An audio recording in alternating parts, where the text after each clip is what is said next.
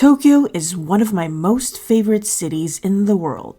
It's energetic, it's full of life, it's exciting, and it's one of a kind. And every time I leave, I can't help but think excitedly about returning to Tokyo. And in this video, we will show you why.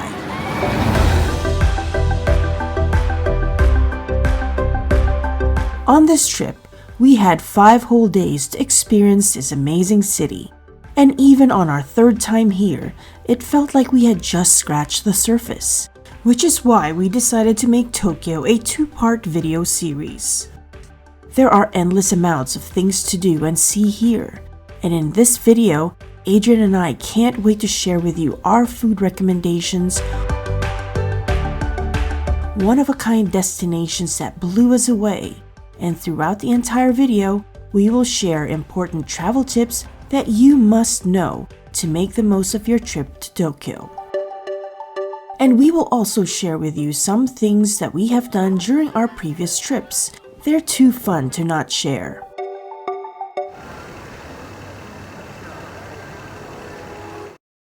From Kyoto, we took the Shinkansen at 6:45 a.m. to arrive before 9. And we made sure to buy ekibens for our journey. Have you tried ekiben? They're Japanese bento boxes that you can find at train stations.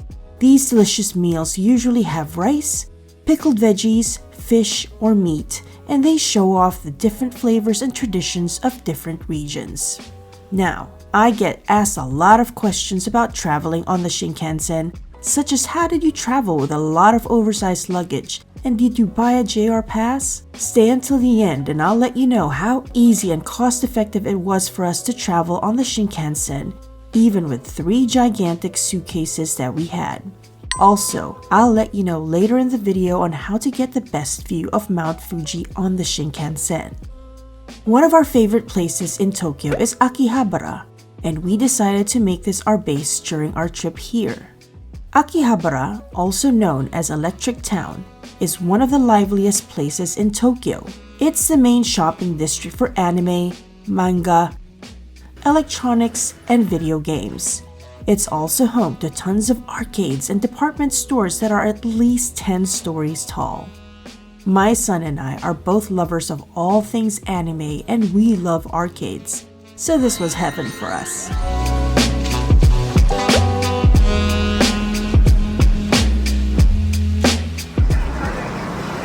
Akihabara is also home to many themed cafes. On our last visit, we spent some time at a maid cafe. But on this trip, we decided to give the Owl Cafe a try. We booked a private session just before the cafe closed, and we are so glad we did. The owls are all beautiful, and the little ones were so adorable. My favorite one was this little guy, Charlie Brown, while Adrian liked the mighty takoyaki.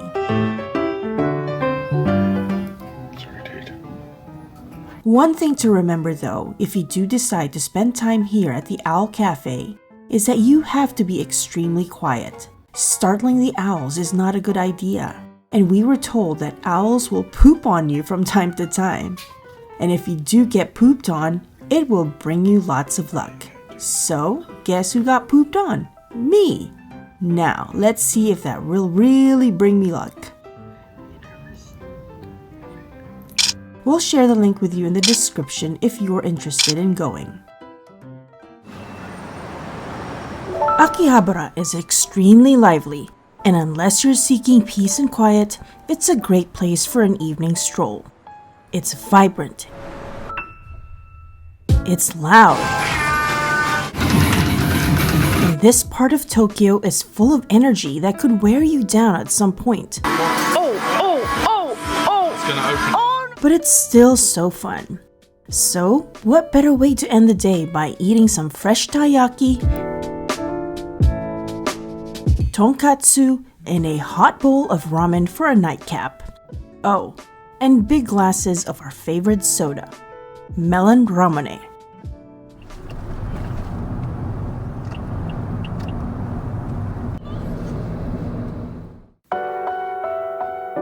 Welcome to Odaiba, the futuristic island with all the latest tech and mega shopping malls, and home to the impressive Fuji Broadcasting Center building. The first thing you'll see at Diver City Tokyo Plaza is a giant unicorn Gundam statue.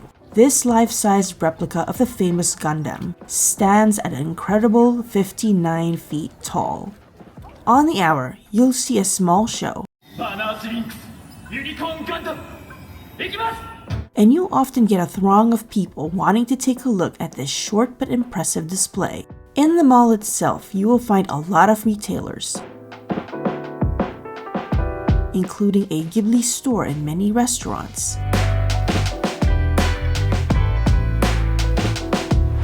Our favorite place at Diver City is a sushi train restaurant, Hokuriku Toyama Kaiten Sushi, where your orders are delivered by bullet train.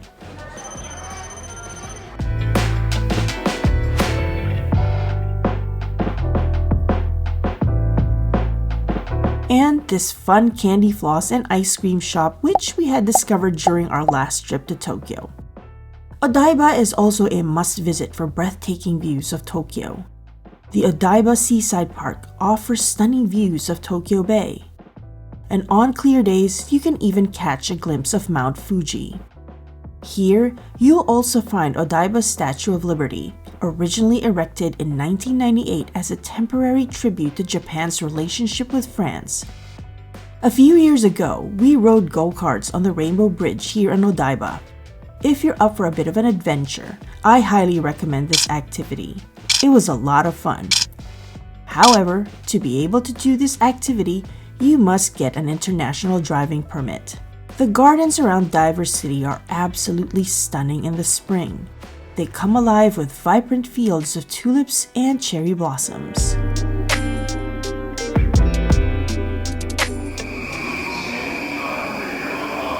After all the modernity in Odaiba, we took the train to Ueno Park,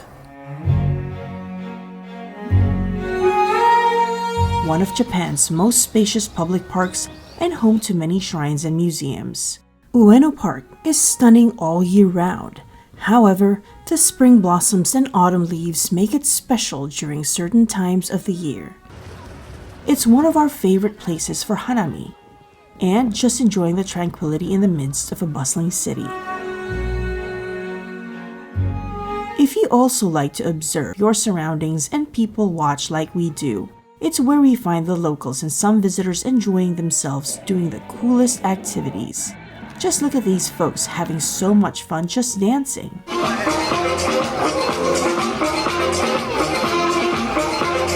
Ueno Park is a must-visit during the magical cherry blossom season, also known as Sakura. When the sakura are in full bloom, the park becomes a dreamlike wonderland. But be warned, this beautiful season is fleeting, lasting only about 2 weeks. You'll need to plan your visit accordingly to catch the peak of the sakura's beauty. I'll share some insider tips later to help you make the most of your visit and witness the sakura in full glory. We found ourselves exploring Toshogu Shrine, which was built in 1616 and is one of the numerous shrines across the country that are dedicated to Tokugawa Ieyasu, the founder of the Edo shogunate. And right by the shrine is the 5-storied pagoda of what was once the Kanneji Temple complex, which used to occupy most of Ueno Park. Many of the structures in what was once this complex now stand isolated within Ueno Park. And another one of those structures is a Benten-Dō, a Buddhist temple dedicated to Benten or Benzaiten, the goddess of wealth, happiness, wisdom, and music.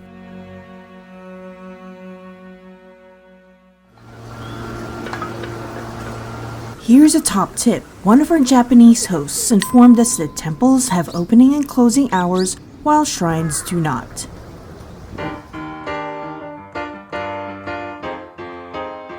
The Benten-Dō sits on an artificial island on the Shinobazu Pond. And on the way there from Ueno Park are rows of vendors selling a variety of street foods such as takoyaki, yakitori,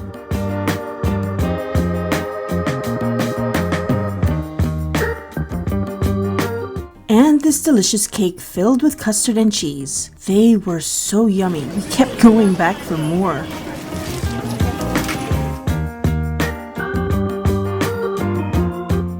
Our next stop was Ikebukuro, a lively, energetic neighborhood in Tokyo, known for its blend of shopping, entertainment, and cultural spots. Whether you're looking to explore quirky cafes, indulge in the latest fashion trends, or dive into Tokyo's vibrant subcultures, Ikebukuro delivers an exciting urban experience. Or, if you like arcades like we do, Ikebukuro is home to many of them, including the multi-story Mi Tokyo, where we won our first prizes from the crane machines. By the way, this arcade is less expensive than Gigo, the bigger chain of arcades in Japan. And we found this obscure yakiniku restaurant, Yakiniku An-An, which we all truly enjoyed. Yakiniku refers to a style of cooking where you cook bite-sized raw meats over a griddle. There are two types, teppanyaki, where you cook on a hot iron plate, and amiyaki, which is what we did here, which involved cooking on a net over a charcoal grill. We really loved this experience, and the food was extremely affordable.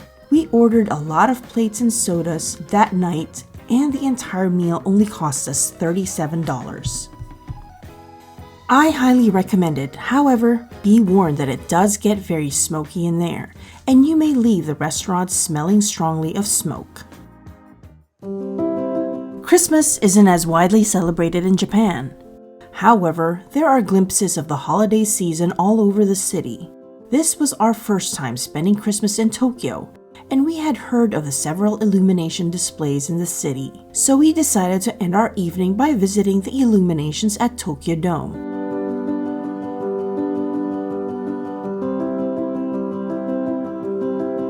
It did not disappoint.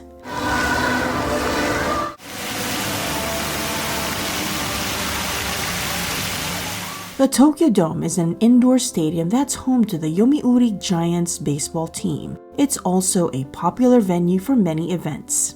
Tokyo Dome City is a shopping center and an amusement park directly connected to the stadium. It features many shops, cafes, and restaurants, and fun rides like a roller coaster, a Ferris wheel, and a water slide.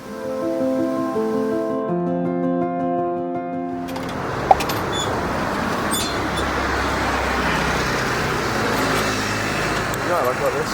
What'd you get? It's hot. What'd you get? It's scalding hot. Milk and cocoa. The following day, we woke up extremely excited. We had been waiting years to visit this place, and finally, after multiple attempts, we finally managed to snag some tickets to the Ghibli Museum.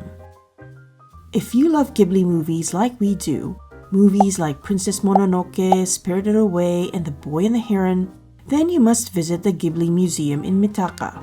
However, I'm going to warn you that it's extremely difficult to get tickets for this. Here's how to buy them. Tickets to the museum are extremely limited in numbers and are only available through the Lawson website.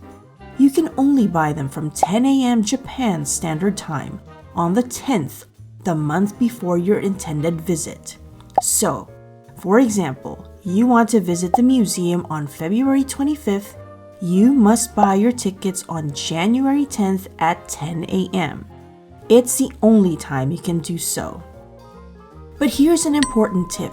Get on the website minutes before the clock strikes 10. That way, you'll get ahead in the queue. Trust me, as soon as that clock hits 10 a.m., there will be hundreds of people in the waiting room battling for tickets just like you. Opened in 2001, it showcases the beloved works of directors like Hayao Miyazaki, offering an immersive experience into the world of My Neighbor Totoro, Spirited Away, and more. Unfortunately, the museum doesn't allow filming or photography inside. However, the museum features interactive exhibits, original animation network, and life-size models of iconic characters.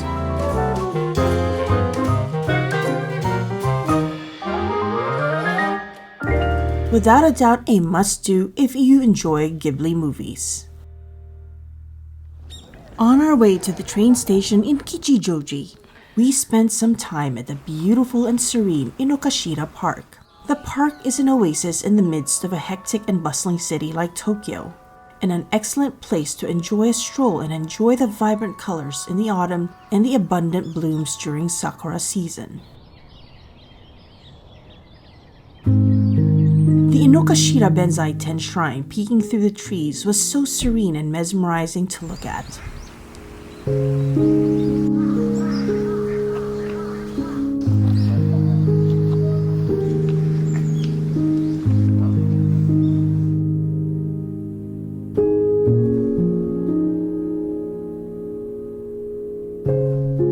At the park, you can rent pedal boats, some of which are shaped like swans and rowboats.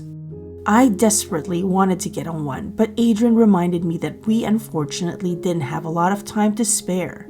Maybe next time.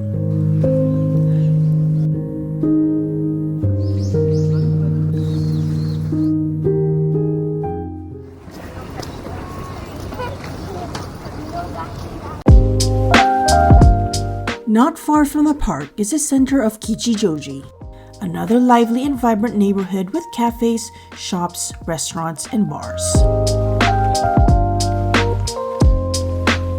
Starbucks Roastery Tokyo is one of the few around the world that provides its customers with a unique and immersive coffee experience.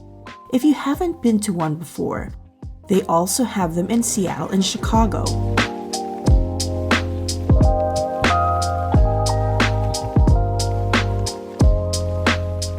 I'll put a link in the description to our Seattle video where we share what our experience was like there. I will also be creating a video about my experience in the largest Starbucks roastery in the world, which is in Chicago. If you have been to another Starbucks coffee roastery, then this one will feel familiar with its copper roasted coffee bean display and a working roastery where customers can watch beans being roasted in real time.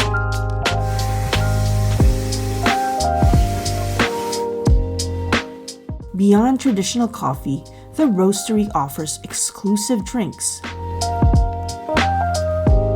artisanal pastries, and signature items unique to Japan.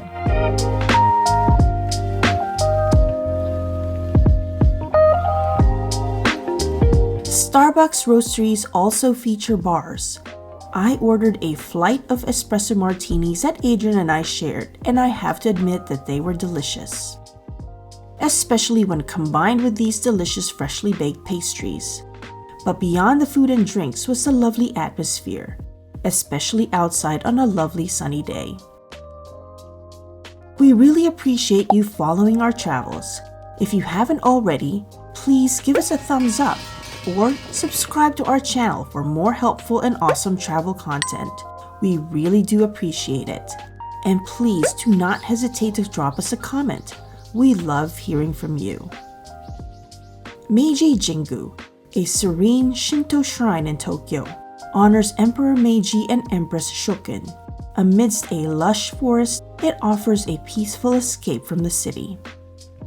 Completed in 1920, it symbolizes Emperor Meiji's modernization efforts that shaped Japan.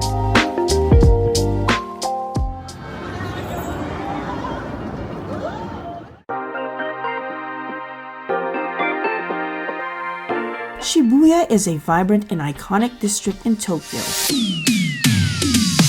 renowned for its youthful energy and trend-setting culture. The most famous landmark is undoubtedly the Shibuya Crossing, a bustling, organized chaos of a pedestrian scramble that's considered one of the busiest intersections in the world. Who would have thought that watching people cross a road would be so entertaining? Hundreds of people crossing every which way, surrounded by neon lights and giant screens. It's pure chaos in the best way possible. Shibuya is also a melting pot of fashion, entertainment, and nightlife, with countless shops, restaurants, and bars catering to a diverse crowd. And not to mention themed cafes. On our last trip, we visited a hedgehog cafe. Shibuya pulsates with a futuristic energy, where towering skyscrapers adorned with massive LED screens illuminate the sky. Walking around Shibuya can sometimes feel like you're in a sci-fi movie due to the district's high-tech vibe.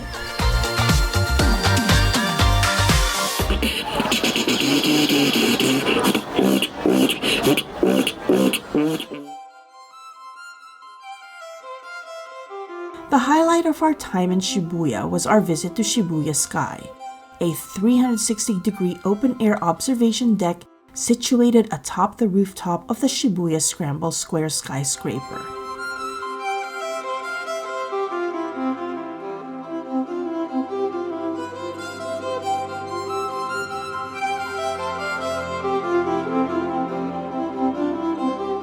Elevated 229 meters above the vibrant Shibuya district, it provides an unparalleled vantage point to witness breathtaking panoramic views of Tokyo. Before you step out onto the observation deck, it's important to remember that it can get really windy on the rooftop. So, if you have shopping bags and other belongings that you would like to protect or store, use the lockers they have and make sure to have a 100 yen coin handy. Shibuya Sky also features interactive exhibits and a captivating nighttime light show.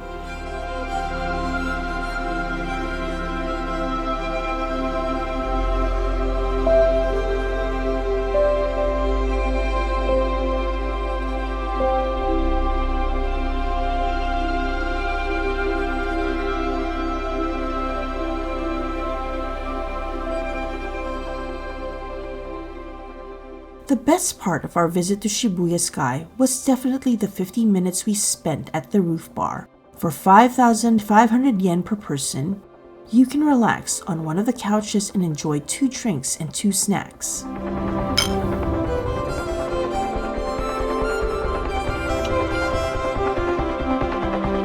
It was a great way to unwind and soak in the city views. It was such a relaxing way to enjoy the magnificent view. And we were so fortunate to have visited on a clear night. No wind, no rain, and hardly any clouds in the sky. Shibuya Sky is a very popular attraction, and I highly recommend that you book your tickets way in advance, as they do tend to sell out, especially the hours for sunset. You can book your tickets on Klook, and I'll share the link in our description. Also, check the weather forecast prior to booking your tickets. It's important to know that the observation decks close during bad weather, or if visibility is poor.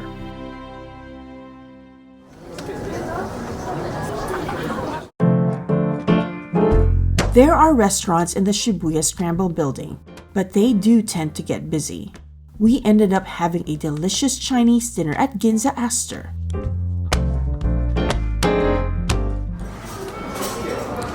You like it? Hot. And sour? And sour.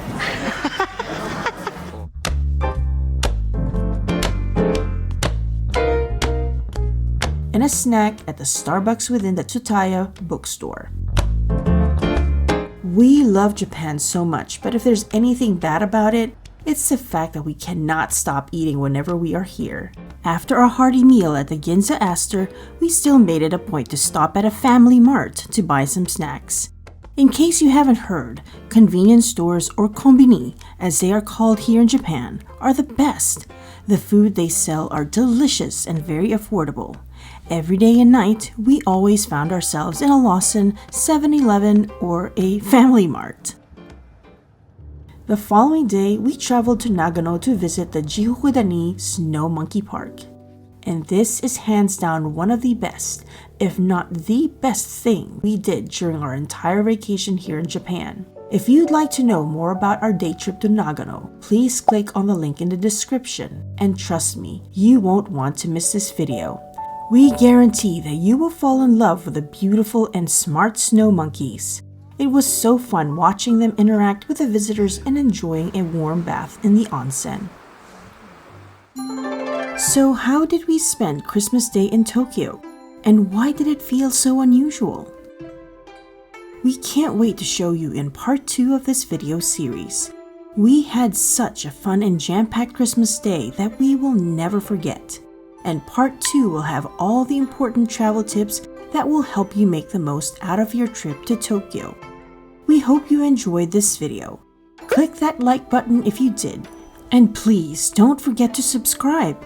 We have so many more extremely helpful tips and travel inspirations to share with you. See you in part 2 of our Tokyo video series. This is how sweet my husband is.